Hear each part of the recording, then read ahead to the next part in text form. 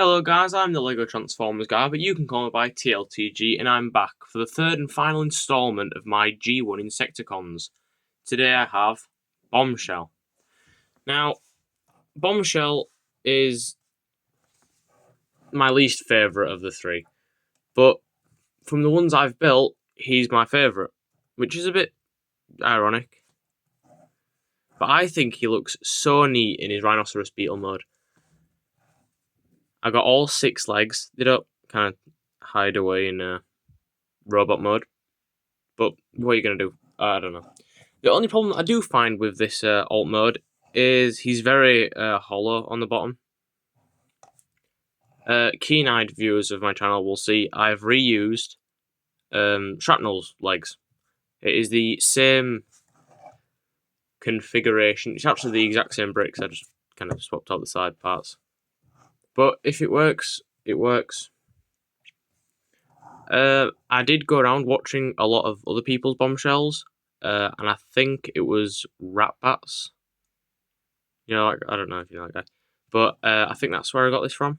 Where I used the T-joint and then used 2 of these clips on the end to form the Rhinoceros Beetle horn thingamajig.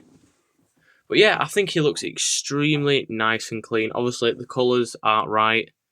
Yellow's kind of a hard colour to come by unless you get, I don't know, a big banana or something. But yeah, I did think he turned out quite well. You will see I opted not to go for the purple, but instead I went for the grey. You see this, you see that. But the only reason why I've done it in grey is because I've ran out of purple pieces.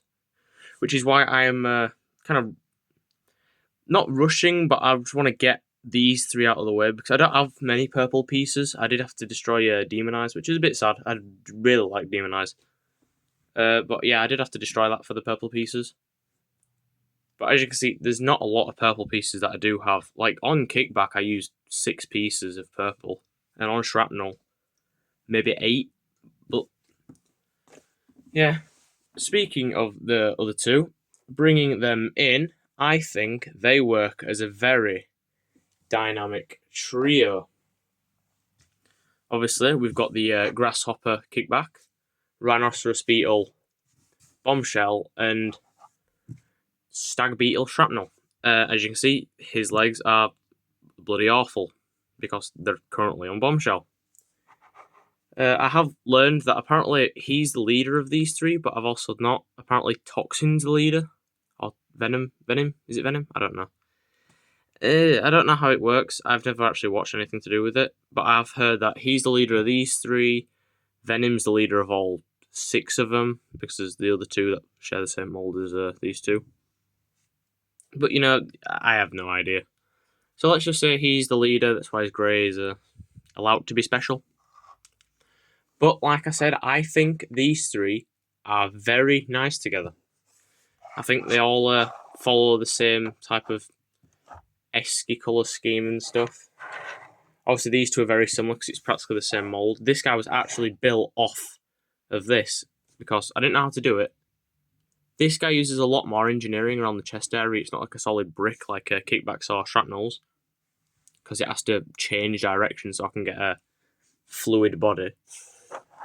But I do think I did a very good job, just considering this came from this, like the chest is the same. I'll show you that in robot mode.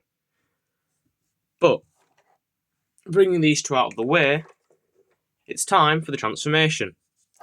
So, like normally, the first thing you want to do, flip him up so he's like this, and then flip out the feet. This is the exact same as Shrapnel, as I did not change anything except from the side panels, which I made a bit longer. So use that, straighten out this mid-section. Then, coming to the side, staying on, flip around the arms, which were the first thing I designed for a Bombshell. Flip up the bug feet, or legs, or whatever, and then flip around at the elbow, and then flip up the hands. Yeah, this one's very special. He does actually have hand pieces, unlike the other 2. Fold that back, just get it out of the way, if you can see. Slide the top of the head forward and then the two sides of the head back.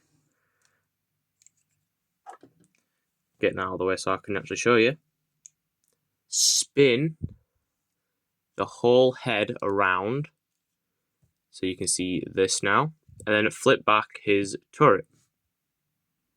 Reattaching his legs, and I think I did a really good job encapsulating this amazing G1 design.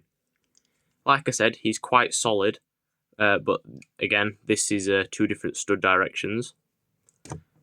But like I said, I think I did a very good job. I tried to stylize the head a bit more than I did the other two. The other two would use like a semicircle piece, but I wanted to get the red eyes and then the face mask. I didn't have one of these in grey because it's on another transformer, my next transformer that I'm building. So stay tuned for that. But I tried to get the rounded off shoulders, and I think I did a very good job. Obviously from the back it's kind of triangular, from the side though, I think I did a very good job. If you take off these legs, you can see how it looks. You can take these off if you don't like it, but I actually quite like the spikes that he has. I think he's more buggy, if I do say so myself. Bringing in his buggy compondres, oh, however the word goes, I don't know. I don't speak Spanish, I think. Yeah. You can see he's the shortest of the bunch. I don't know if he's supposed to be the shortest. I've seen a lot of artwork where he is the shortest, but he's also like the strongest or something. Obviously, Kickback's supposed to be the tallest because he's a grasshopper and his legs are proper long. But I'm not really sure about Shrapnel. If he's taller or the same height as Bombshell. You see my hand in the reflection of his legs. But yeah, I think I did a very solid job on getting these guys as accurate as I can. Turning them all around, they are all very clean. I think the only person that isn't, clean at all is Shrapnel, which is sad, but you got to take some design liberties out.